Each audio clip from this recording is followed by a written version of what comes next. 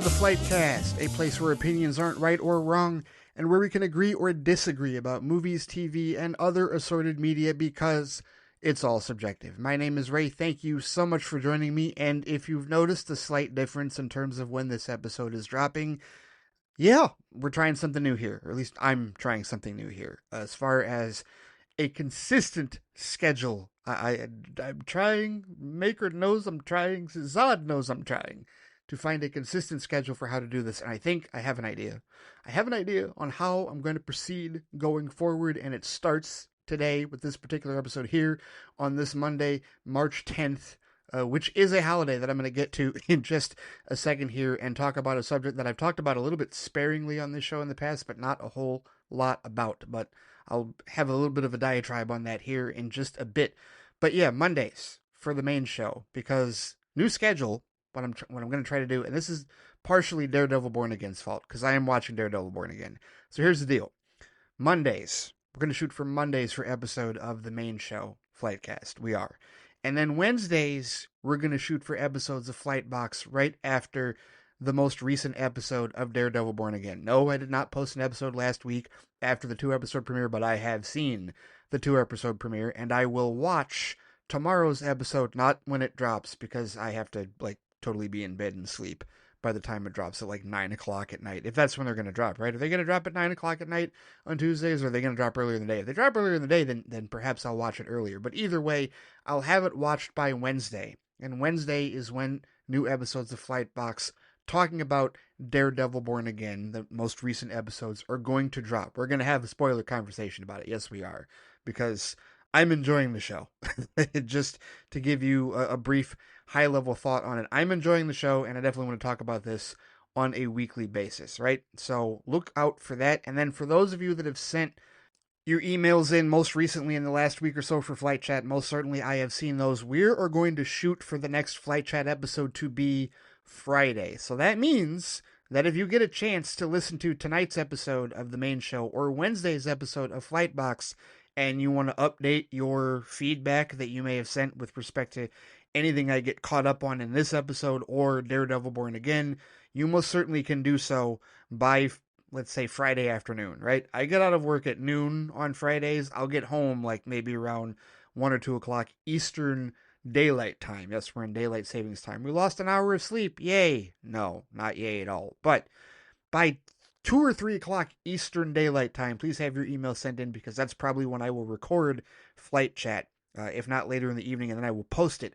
later in the evening. So for anybody that wants to update their feedback, but any of the feedback that you've already sent, stay tuned for that this Friday for Flight Chat. So that's what we're going to try. We're going to try main episodes of the main show on Mondays, Flightbox episodes on Wednesdays, right now chronicling Daredevil Born Again, and then Flight Chat on Fridays. We're going to do weekdays, because weekends just aren't working. They're just not working, man, as far as my schedule goes. So we're going to try episodes during the week. And we're going to try shorter episodes. We're going to try for tonight's episode to not be a lengthy diatribe of me rambling on about everything that I'm going to talk about.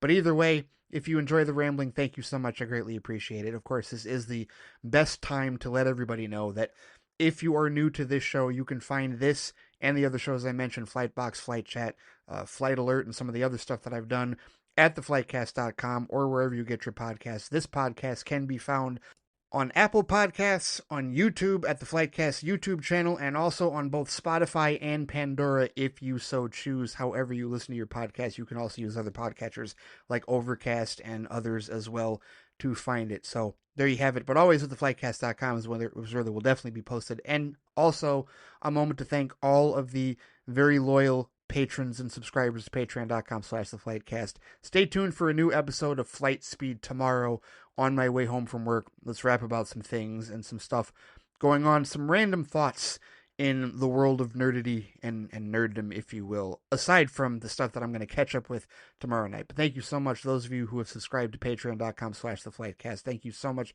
for your support. Hope that you have enjoyed the bonus content that is there. And once again, hope that you enjoy the bonus content that is to come, which definitely will include some new movie reviews. In fact, at the moment, I will tell you right now that I'm in the middle. I have begun watching a horror franchise. I made a blind buy, an impulsive purchase, if you will, of a horror movie franchise because I was told that it is pretty much the origin, the inspiration for arguably my favorite horror movie of all time. I don't talk about the horror genre very much with respect to movies, but there is one that is absolutely my favorite that I've talked about before. If you've been listening to the show for the last couple of years, you know what it is more than likely. But as far as the franchise that has been linked as its predecessor, as its inspiration, I watched the first movie of it, and I have thoughts. But I'm going to keep my thoughts until I watch the rest of the theatrical releases. I'll put it that way. That might be a hint if you guys have any idea what I'm talking about. But that's a little tease. And when I do that, I'm definitely going to do a flight review episode on Patreon for that, just for the patrons, exclusively for subscribers to patreon.com/theflightcast. So stay tuned for that if you are indeed a loyal patron. I've got a ton of movies, a ton of physical media that I have not watched that is part of my collection that I totally need to watch and review and give some thoughts on some movies that all of you more than likely have seen multiple times over that I have never seen, including this particular horror movie franchise that I am currently in the middle of watching right now. And I'll just say that I watched the first film and I am intrigued, and now I wish to continue forward. So that's a good sign. I haven't wanted to stop or kill it with fire or regretted my blind buy purchase whatsoever. So stay tuned for that episode of Flight Review at patreon.com/theflightcast. And once again, thank you so much to those of you loyal subscribers to the Patreon. I really do appreciate it. Cannot thank you enough for your support to that. All right, so before getting caught up on a lot of things that have been going on in the last week or so that I haven't talked about yet this month, I do need to say Happy Mario Day. That's right, today is March 10th, Monday, March 10th, Mario Day for people who are not initiated into the video game world of things. This is a now Nintendo-recognized holiday. I guess as of 2015, according to the wiki, Nintendo has been recognizing this official day, March 10th, as Mario Day. March, obviously when you shorten the month, MAR, and then, 10, 1, 0, it looks like Mario's name. Very clever and corny and whatnot, but whatever.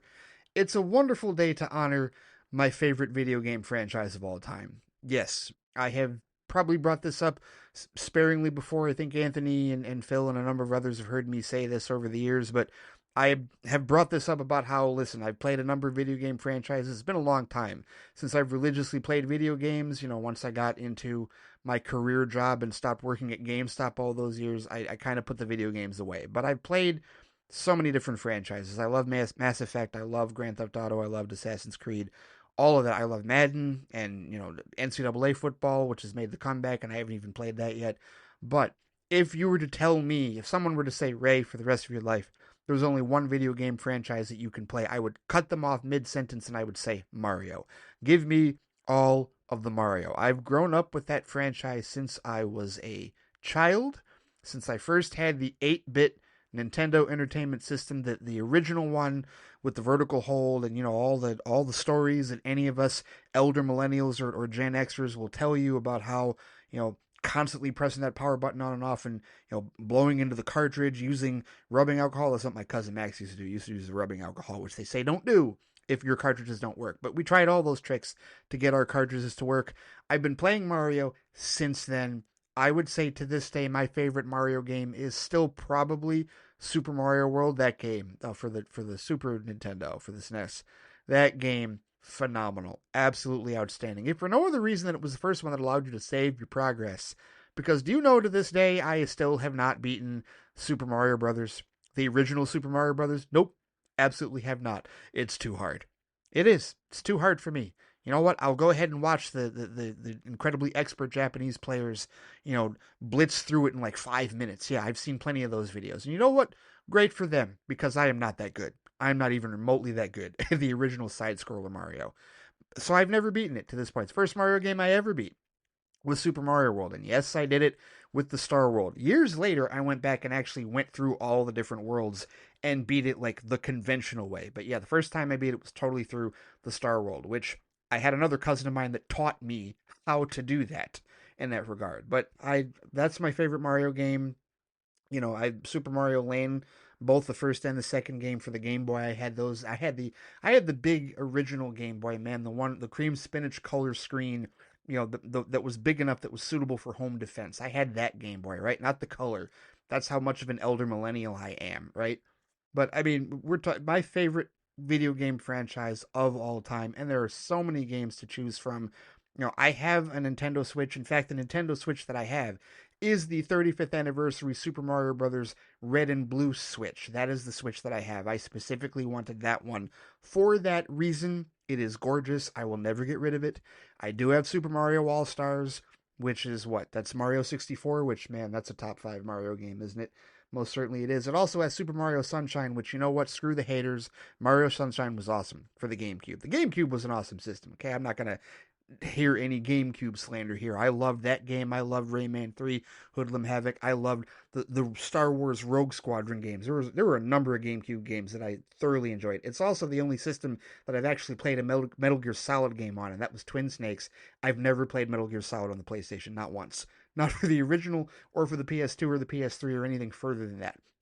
So I love the GameCube. I also love the fact that it has a handle on it, and that can be used for home defense. In fact, somebody, if they haven't written that into a movie yet, should totally do that. That would be amazing. Self-defense using a GameCube as a weapon. Totally. It can be done, as far as I'm concerned. But either way, moving off of that weird segue, Super Mario Sunshine, I will brook no hatred for Super Mario Sunshine. I will accept none of it. That game is phenomenal. Well, it's just a lazy clone of Mario 64.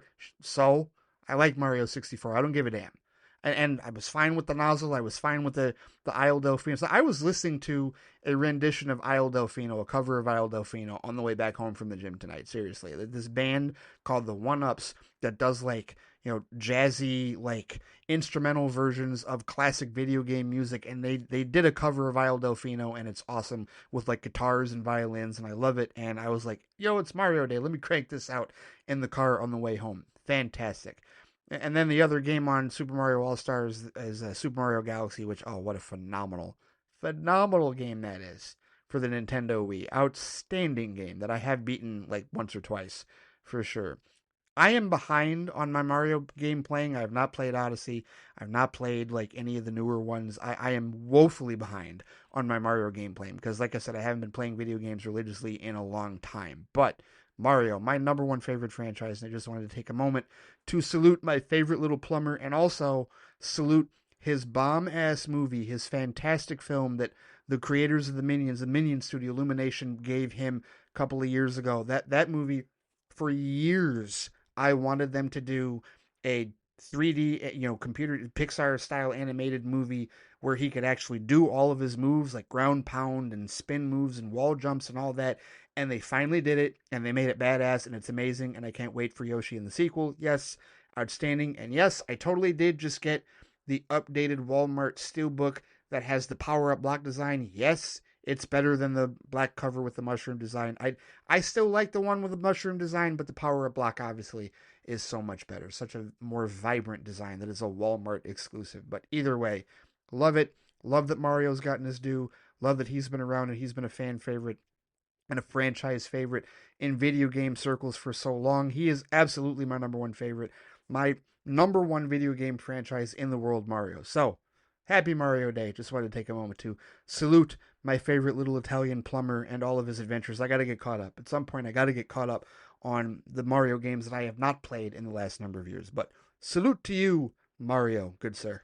All right, now let's get caught up on some stuff that's been going on in the last couple of weeks that I have not touched on yet. And I'll start with, usually I start the show with heavier news when we have heavier news like a celebrity death or whatnot, but I wanted to start with Mario Day, but I'll get into this because I haven't talked about Gene Hackman yet. Gene Hackman, of course, passed, about a week or so ago, if I'm not mistaken. It hasn't been that long, and the investigation into the death of he and his wife and one of their dogs is still ongoing, and it's really weird, the circumstances surrounding it. I don't want to talk about that. I mean, that's a whole other can of worms with respect to, what killed them and what was going on. But, he had been retired from acting for a good number of years. He was 95. So, that's where it's a little tough. I mean, it's not like, oh, he went too soon. No, he had an amazing career, seriously. And I mean, may he rest in peace. But there's so many of his movies that I actually have not seen. But, the first movie of his that I saw, just looking through his filmography here, it's definitely Superman. Superman the movie in 1978. My first introduction to Gene Hackman, without question, as I'm sure is the case for many of you, was Lex Luthor. He was my first Lex Luthor, no doubt about it. Just like Christopher Reeve was my first on-screen Superman. Margot Kidder was my first on-screen Lois Lane. That movie, Superman 19, from 1978, Superman the movie, was definitely my introduction to him, and that's why I don't hate that movie. I've never hated that movie. I own that movie, right? So I've never participated in any of the tribalist bullshit with respect to it. But like his portrayal of Lex was very unique, and it fit the movie. It fit the time that movie was made. It fit the tenor and scope of what they did with it. And of course, he reprised the role in Superman 2 and again in Superman 4: The Quest for Peace. But yeah, that was my introduction to him. And as far as the movies of his that I've seen, like some of my favorite roles of his, not Unforgiven. I mean, I have seen Unforgiven, but he was a bastard in Unforgiven. He absolutely deserved the fate that he got in that particular film, if you will. But one of my favorite movies of Gene Hackman's that's really underrated is Enemy of the State. Him and Will Smith. And listen, I tell you what, go look at the cast. If you haven't seen Enemy of the State, I recommend it. It's a Tony Scott action movie. Tony Scott, my favorite action director of all time. May he rest in peace. But go look at the cast for Enemy of the State. Look at how loaded that cast is. We're talking like true romance level loaded, maybe even bigger than that. There are so many names in this movie, and at the time in 1998, a lot of them weren't names. A few of them were names. Like Will Smith was definitely a name, Gene Hackman was definitely a name, Jon Voight was definitely a name, among others, right? But there's a ton of other actors. If you've never seen that movie, or if you have seen that movie and it's been a minute, go back and look at that cast and go, wait, they were in that movie? That person was in the movie? Yeah, no, there's a ton of that.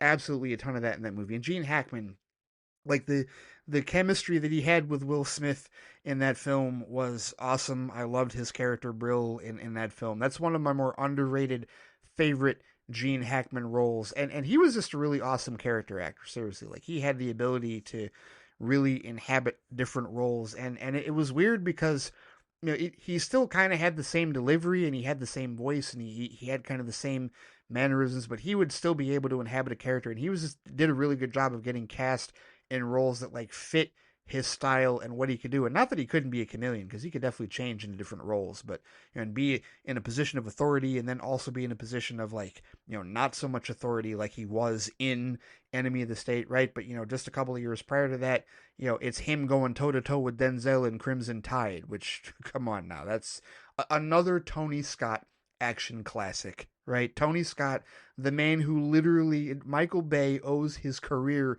to Tony Scott. No, that is not a bad thing. Tony Scott was a vastly better director. I still enjoy Michael Bay, but, whatever. It is what it is. Crimson Tide, fantastic film. Another one of my favorites of his roles for Gene Hackman. Just him going toe-to-toe with Denzel was just really, really awesome in that particular film. Another one that I really like, as far as, and I haven't seen a ton of Wes Anderson films. There's a number of Wes Anderson films I still need to watch, but The Royal Tenenbaums. Yeah, Gene Hackman was so good in The Royal Tenenbaums, it made me forget that Ben Stiller was in the movie. I'm not a Ben Stiller fan. I'm not. I don't really care for Ben Stiller as an actor like that. I don't have anything personally against him. I've just never really dug his style and the type of roles that he plays. But Ben Stiller is in this movie, and it didn't matter to me because like Gene Hackman was that awesome, was like that hilarious, and the rest of the cast was great. Seriously, Angelica Houston, Danny Glover, both of the Wilson brothers, Gwyneth Paltrow, Bill Murray. Did I mention Bill Murray? I don't know, but either way, like that movie is probably still to this day my favorite Wes Anderson movie. I still need to watch a bunch of the others, and I will, because that's also part of my physical media catch-up, so there'll probably be some flight review episodes of that popping up. But that's another one of my favorite Gene Hackman roles as Royal Tenenbaum. One of my favorite roles where he's a complete asshole is Runaway Jury. If you've never seen Runaway Jury, it's based off of another, was it John Grisham? Was it a John Grisham novel, if I'm not mistaken? That one is that a John Grisham adaptation? Come on, where is that? Yes, it is an adaptation of John Grisham's 1996 novel, The Runaway Jury. And I've seen more than a few Grisham adaptations. I think Runaway Jury is my favorite one, truthfully, and that is an awesome cast. I mean, John Cusack, Rachel Weisz, Dustin Hoffman, but Gene Hackman is such a prick in that movie, seriously. But I mean, he plays an excellent villain. He is a villain. He is a flat out villain in this film. Rankin Fitch, the jury consultant and jury manipulator, and no, he's really good. That's another one of his roles where he just really sinks his teeth into the villainy and absolutely brings that gravitas and that power that he had. No doubt about it, right? One of the other kind of underrated movies that it's not necessarily his movie, but he still played a funny role in it. Is Heartbreakers, which is this rom com with Sigourney Weaver and Jennifer Love Hewitt and Ray Liotta, may he rest in peace. That was one of my old friends from high school introduced me to that movie. That's a good one. You know what another underrated one is? A year before that, The Replacements. If you've never seen The Replacements, he played the coach. He was awesome in The Replacements. Gene Hackman was because that whole movie is like about like player unions and like scab players and like it's NFL, but it's not NFL because like John Madden and like Pat Summerall are in it, right? And it's not NFL branding, but there are NFL people involved, right? And it's Keanu Reeves, it's Jon Favreau, it's Reese Ifans and Orlando Jones and a number of other people. But Gene Hackman was awesome as like the old coach. He was so believable as a football coach. I was like, wow, okay. And he's got the old Tom Landry head on, and like he's putting on the Vince Lombardi old school like behavior and bravado. And he was cool. He was really cool. He fit really well into that movie. And so I'm naming a decent amount of movies of his that I've seen, but there's a lot of his movies I have not seen, a lot of classics. Like I've never seen The French Connection. That's crazy, right? The French Connection is like one of his most well-known movies. I have not seen it. I haven't seen The Poseidon Adventure all the way through. I have not seen Young Frankenstein, which that's a crime personally for me to have not seen that. But what people have told me is like one of Mel Brooks's gems. I've seen a number of Mel Brooks films. I own more than a few of his. I own Blazing Saddles. I own Spaceballs. I will own Robin Hood Men in Tights. I love that movie. But I've never seen Young Frankenstein. Never seen that particular movie. And apparently he is awesome as Harold the Blind Man in that movie. And then there's some other, like I've seen Hoosiers, but I haven't seen Mississippi Burning. I've only seen clips of Gene Hackman in Mississippi Burning, and I am like it. That's a tough watch, because it's a civil rights movie, and it's like I'm not in a hurry. I'll watch it at some point. I'll probably watch it in the not too distant future. I think it's free on YouTube right now. I don't know how much longer that's going to be, but either way, like that, those are some of the other classics that I haven't seen. I have seen The Firm, but it's been a minute. I have to like rewatch that in order to really remember like him. I haven't seen The Quick and the Dead. Can you believe that? And that's a Sam Raimi movie. What the hell is wrong with me? The Sam Raimi Western, and I've seen bits and pieces of it, but I've never watched it all the way through. At least I don't remember watching it all the way through. So I totally do need to watch that. Some of the other movies he was in, Ants. I don't remember him in Ants, but it's been a long time since I've seen that movie. But either way, just an incredible storied career for Gene Hackman, and that's the best way to remember him. The unfortunate circumstances surrounding his passing aside, just an absolutely incredible career in Hollywood. As a great character actor, one of the best character actors in Hollywood history, no doubt about it. So just wanted to mention that and talk about my favorite Gene Hackman movies for a little bit. Rest in peace, Gene Hackman. You will definitely be missed, but your career will always live on. And I got plenty of your movies that I have not watched yet that I totally need to watch in the not too distant future. All right, real quickly here, I wanted to touch on the Oscars for a second, because even though I didn't watch last week, I heard that Conan O'Brien was entertaining, was fantastic. I saw a couple of the clips of his jokes, and here's the thing. I've talked before about like the Oscars being at their best when they hire a host that isn't there just to turn it into a roast and punch down on Hollywood. And you can hire comedians to do that. Billy Crystal did it for years as the Oscar host. And it sounds like Conan O'Brien was more of that, right? Less Chris Rock, more Billy Crystal, like closer to that. And that's great. Like truthfully, that's what the Oscars should do as far as like presentation, right? This isn't a roast, right? They're not turning this into a time to make fun of Hollywood. Hollywood is getting together literally to pat themselves in the back and give themselves gold statues. Why ABC insists on televising it and trying to push it to the lowest common denominator audience still doesn't make sense to me, especially in a year like this year where did anybody see any of the big nominees, any of the big winners outside of Wicked? Truthfully, I mean, like I'm looking here, I'm just going through the wiki. Anora, which is a movie that literally I had never heard of until I mean this, like Criterion, the Criterion Collection. Those of you who are familiar with Criterion or collect Criterion, right? Remember, like what, a month or so ago, like however long ago it was, they send out in a couple of months in advance their new releases for a particular month, right? I saw that Anora is going to be one of their new releases next month. on April 29th in 4K.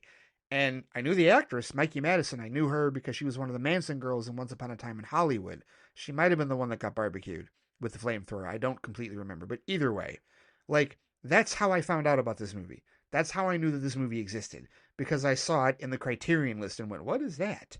That's how I found out. This thing won 5 Academy Awards, including Best Picture. I'm curious about it. I've heard it's really good. For the people that have seen it, I've heard it's really good. But that's few and far between because even at my job, I work with a lot of people who watch movies and they looked at the Oscars and they were like, I have not watched any of these movies. I think Wicked and maybe Conclave were like the movies that they had watched out of this list. But they had never seen it. A lot of them hadn't seen The Brutalist, hadn't watched Emilia Perez, and were only vaguely aware of the controversy surrounding that movie. A number of them had never even heard of Flow. They were expecting what? They were expecting The Wild Robot to win Best Animated Feature. So then this Flow movie comes out and they're like, what? What is this movie? And this is kind of my point, right? This happens almost every year where so many of the nominees are like unheard of to the general audience and the general public. And it's like, you keep trying to market this show to the general audience and the general public. And it's like, why? Why are you doing that? It doesn't make any sense whatsoever, right? So enough with this lowest common denominator bullshit. Just treat it as it is. And if necessary, change the television output, right? Okay, maybe you stop doing this on television on like ABC every night. Maybe you just put it on Hulu. Maybe you make it a streaming only thing, right? Because it just isn't drawing that type of audience, right? But I say that. And apparently this year's Oscars drew a bigger number. When you add in the streaming numbers, it drew a bigger number than last year's Oscars, right? And somebody on BLUESKY had posted that we can put the whole popularity of movies aside as far as, like, we can put that argument to bed as far as the success of the Oscars because Barbenheimer was last year.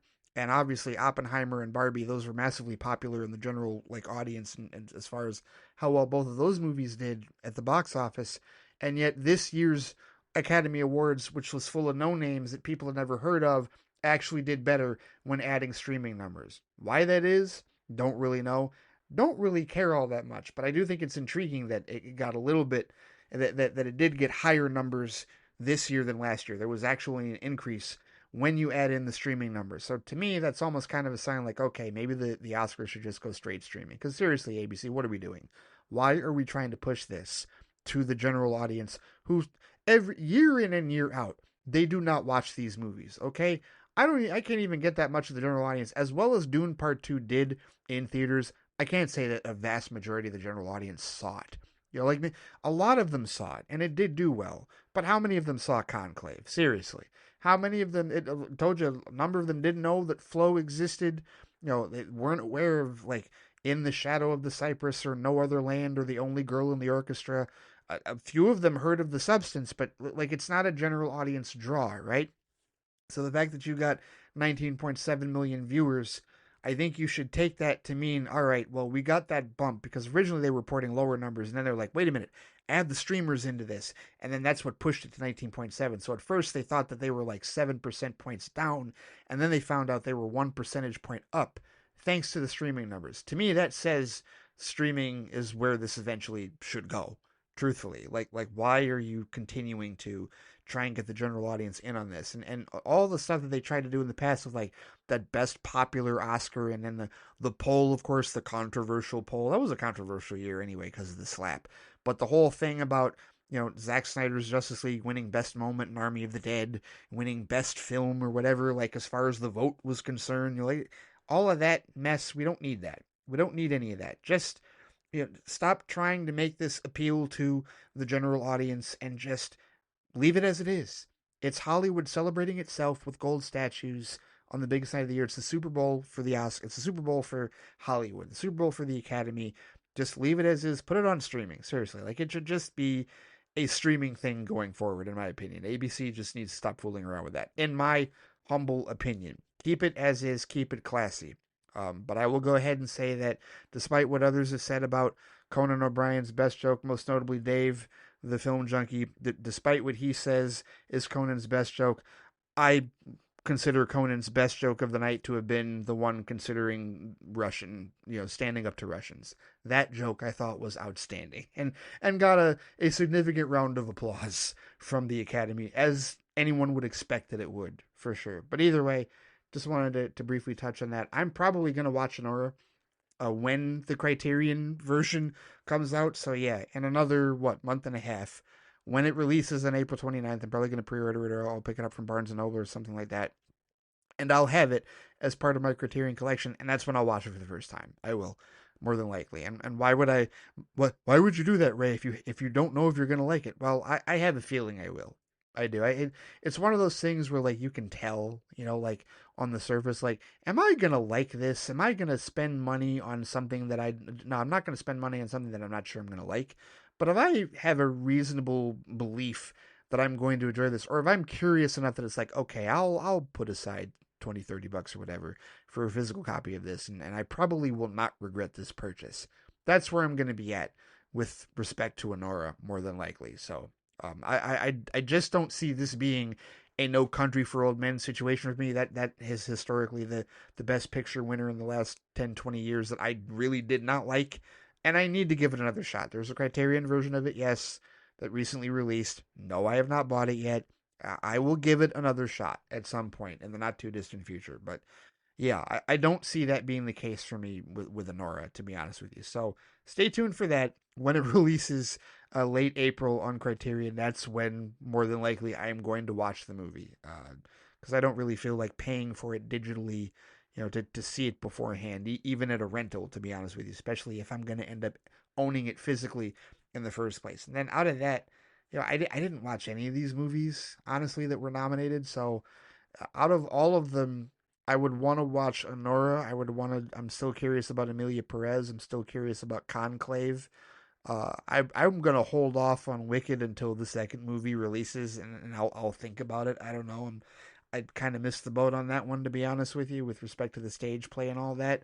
And I am curious about The Substance. I'm definitely curious about The Substance and how that goes with respect to that. So, but yeah, down the road, we'll see what goes on with respect to that. But yeah, those are my thoughts on the Oscars that I didn't watch in that regard, funny enough. All right, I didn't talk about this beforehand, but James Gunn, within the last 2.5 weeks, posted 2 photos that have caused some emotions among the fandom. I want to start with the one that's kind of like a bit more emotionally loaded. It's the picture that he posted 18 days ago of, as he puts it, his friend Zack Snyder. This is a recent photo of James Gunn and Zack Snyder together that I think, like John and a couple of others have mentioned before in previous flight chats. James Gunn posted this and said, "Always a pleasure catching up with my friend Zack Snyder, consummate filmmaker and a doubly consummate storyteller." He put that in like exclamation point, in parenthesis. And this has caused all manner of, fan reaction, right? Because obviously the Snyder cult hates this, right? And I'll dig in a little bit into a little bit of that rabbit hole that I've been down recently with respect to them. But also, I wonder if it's thrown a loop for all of the anti-Snyder people that have been, saying and posting, "It's James Gunn, save us. Please save DC from the evil clutches of Dark Superman and things that are closer to Homelander," and all that shit, right? Those people, the people that I know are going to be annoying as hell, praising him when Superman releases in July 11th. They're already priming themselves for that. But the thing is, what I love about this photo, which I have not brought up before, and plenty of people have talked about it, plenty of people have belabored it, but what I love about this photo is that, it just dispels any and all myths about there being a rift between either of them. It's like, if we didn't make it clear enough that James Gunn wrote the script for Dawn of the Dead in 2004 that was directed by Zack Snyder, if we didn't make that clear enough that, hey, they're still buddies and consummate professionals in that regard. If it wasn't clear, Zack Snyder's name is listed as he's got a producer credit on the Suicide Squad. Remember that? James Gunn's the Suicide Squad. Here's a more recent picture of the two of them. His friend, Zack Snyder, consummate filmmaker and doubly consummate storyteller. And subjectively speaking, look, if people want to believe that James Gunn is a better storyteller and a better filmmaker than Zack Snyder, that is their subjective business. It is all subjective. They can feel that way.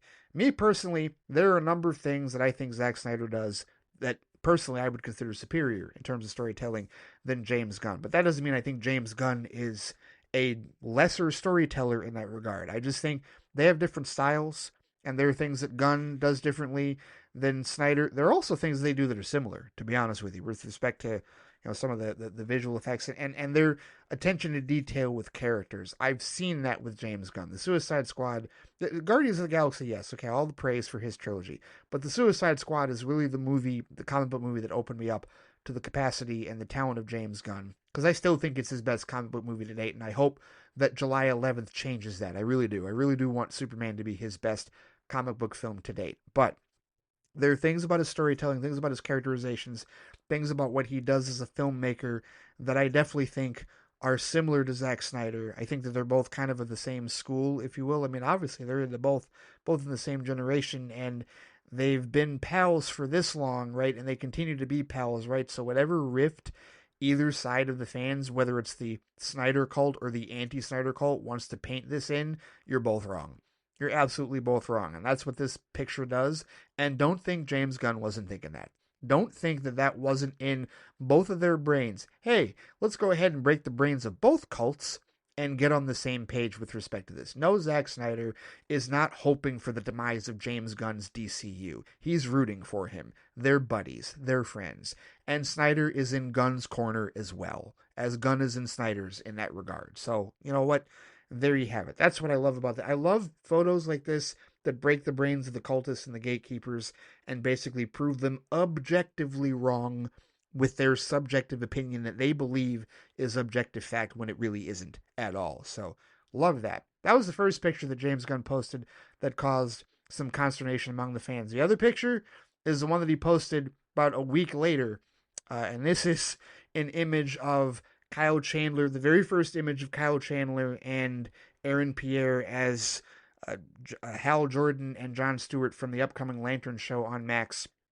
And he said, excited that #Lanterns is now in production. DC Studios' new show for HBO and Max from creators Chris Mundy, Damon Lindelof, and Tom King, starring Kyle Chandler and Aaron Pierre, is something really special. Now, yes, a lot of people absolutely just, come on, man. You look at a photo like this, and it's like deconstructionist Green Lanterns, which is why so many fans just are up in arms. I can't believe it. Hal looks too old, and why would they have them dressed like that? And why do they look like they're in Breaking Bad or whatever? I'm paraphrasing. I don't know. I really don't know what the hell these idiots have said. I just have seen the complaints in passing with respect to this. I look at this and I go, okay, they've said from the beginning that this show is going to be like True Detective in style, but Green Lanterns, right?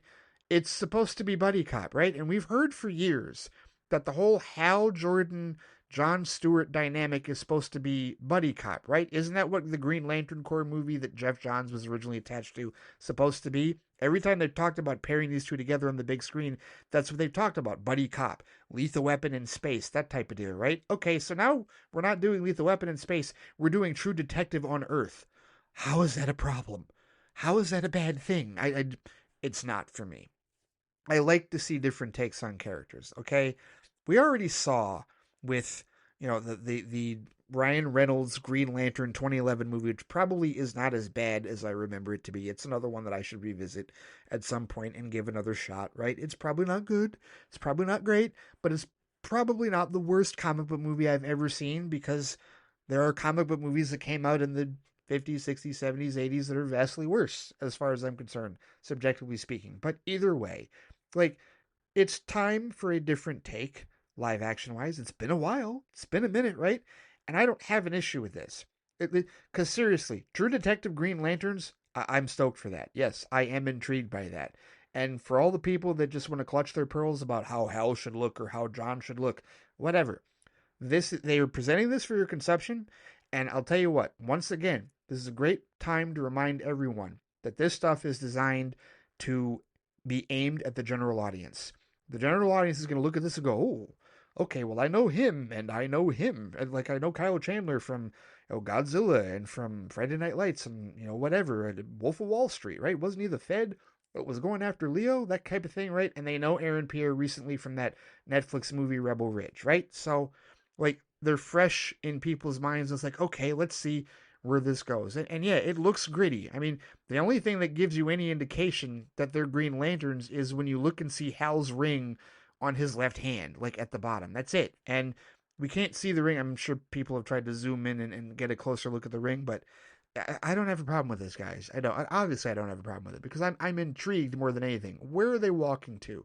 What are they doing? What is going on? What's the issue in Sector 2814 now? What's going on Earth that they're investigating? Seriously, I'm looking forward to it. And it's part of the DCU. It's part of that universe that we're officially going to be introduced to on July 11th when Superman releases. So you know how I feel about that. All my criticisms are held at bay, held at the door until we actually see the damn thing. But this picture, I see nothing in it that's like, oh my god, this is terrible. No, I'm not clutching my pearls like that. I don't clutch my pearls like that. So whatever.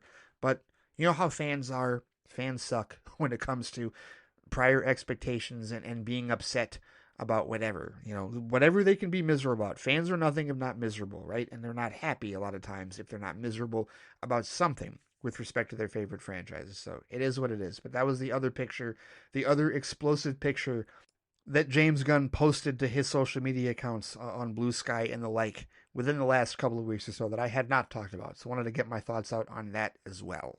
And finally, to close out this first Monday episode of the Flightcast, I wanted to talk about this Reddit rabbit hole that I have fallen down. Yeah, I avoided Reddit for the last number of years, was never on it, heard horrible things about it, and what it was, where it was, and what people were saying on it. And you know what it was? To be honest with you, like as a physical media collector and as a steelbook collector, I actually joined the steelbook Reddit because I was getting information. I get information on like new releases and stuff that's coming out, and that just led me down the rabbit hole of joining other groups like the DC Cinematic Reddit and the Snyder Cut Reddit, and also there's one like that's like anti-Snyder cult, if you will, in that regard. I've joined like a bunch of these Reddits, and my karma is going up now. I did post an unpopular opinion in the unpopular opinion Reddit, which was that I think Zack Snyder's Justice League is better than all of the Avengers films. And yeah, that got some telltale stereotypical responses. I was called crazy. They said I was on drugs. They said I was trolling, etc., etc. Everything that you could possibly think that they would say with respect to anybody positing that opinion. They think I'm lying or that I'm nuts. No, you know that it's a genuine opinion. Anybody that listens to this show knows how I feel about all those movies. I own them all. And yes, I do think that Zack Snyder's Justice League is better than all four of the Avengers films. And I got reasons. And I don't say that lightly. That's just a definite, and I know it's an unpopular opinion. I don't give a shit. I don't care that it's an unpopular opinion. It's my unpopular opinion. And whatever. That if opinions were all popular, then people would not have so many of them, to be honest with you. So that's how I feel about it. But yeah, that's been part of my Reddit rabbit hole. And I'm trying to navigate it as best as possible, right? Because the thing is, I'm not going back to Twitter. I'm not. I'm absolutely never going back to Twitter, not as long as it's owned by a Nazi. Oh, I'm sorry. Did I say that out loud?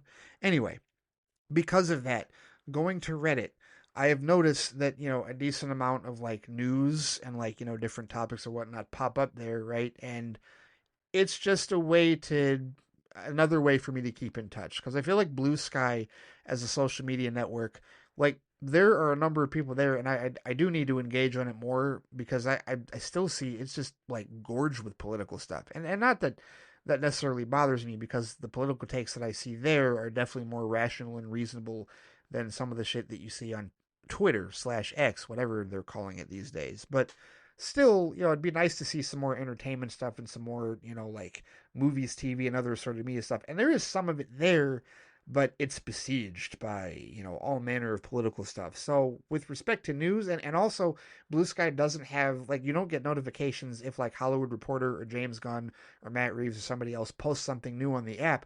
So when something new drops, I don't always get a notification for it in that regard. So in order to help stay up on that type of news, if you will, yeah, that's where the whole Reddit rabbit hole comes into play. And yeah, I've said some explosive things, but I've kept my temper down as best as I can. Yes, I've blocked some people because I don't give a shit about blocking people. It is what it is, right? But yeah, I have definitely dipped my toe into that. So we'll see how that goes. Yep, the Flightcast is definitely on Reddit, has a Reddit account. I actually had a Reddit account for like over a year, and now it's far more active, right? And it's not just like those groups that I'm in. I also joined the Detroit Lions Reddit. I got a guy banned. I got a guy kicked out of the Detroit Lions Reddit last night. We were arguing about like salary cap dumb shit, whatever, because of free agency, and the Lions really need an edge rusher, because Aiden Hutchinson still needs a Bash brother to help him, to help them win the Super Bowl, because we saw how the Philadelphia Eagles, had a pass rush without a single blitz. I'm getting football geeky here for a second. And the Lions need to have that, right? And I'm glad that they got DJ Reed today. He's a lot cheaper than Carlton Davis. But I still think they need an edge rusher. And there were people that just were coming at me like, you don't know what you're talking about. Let Brad cook, yada, yada, yada. And I called one of them son, and he decided to get racial in response. And so, yeah, it wasn't, flat out like, it wasn't egregious like an N-bomb or anything like that. But it was definitely a reference to something that could most certainly be construed as racial. Like, he didn't need to use that particular word. And so, yeah, I reported and blocked him. And then I got an email from Reddit saying, yes, that particular account, we've reviewed the action and he has been suspended. He's been dealt with. It's like, oh, well, all right. How about that? Sometimes that shit works. What do you know? But either way, Reddit. Yep, I am a part of Reddit. We'll see how it goes. I'm a part of Reddit. I'm a part of Discord. We'll see how all this goes. I'm there's something else I'm dabbling. I'm thinking about that. I'll talk about with the patrons here a little bit. That might be something I talk about on Flight Speed tomorrow with respect to another social media decision that I may or may not make. But I'd like some input on it, truthfully, from you listeners, especially the loyal patrons. I think it's a good idea to get your thoughts with respect to that. Loyal patrons and loyal listeners, no doubt about it. So stay tuned for that, because I will definitely be asking for a little bit of feedback with respect to that decision. And so on that note, I think that'll do it for this particular episode of Flightcast, the first Monday episode in this new schedule for the Flightcast. This one needs to stick, seriously, for consistency's sake. Thank you so much for listening to this podcast. Thank you so much for supporting the Flightcast. If you wish to send in feedback on any of the catch-up topics I talked about, if you want to talk about Mario Day, if you want to talk about your favorite Gene Hackman movie, if you want to talk about your thoughts on the Oscars this past year, or your thoughts on James Gunn and Zack Snyder being buddy-buddy, or the Green Lanterns image, if you haven't already posted about it, or if you want to talk about Reddit and whatever horror stories you want to share, or maybe you found some good stories on Reddit. Maybe you like Reddit, whichever way. You want to talk about any of that or anything else with respect to movies, TV, and other assorted media, and join the feedback circle on Flight Chat, which will be this Friday. You know where to find me on Blue Sky at Flightcast. There's also the Flightcast Facebook page, and of course, I can be reached by email at ray@theflightcast.com. All right, take care, stay safe out there, and I will see you all next time. Take it easy.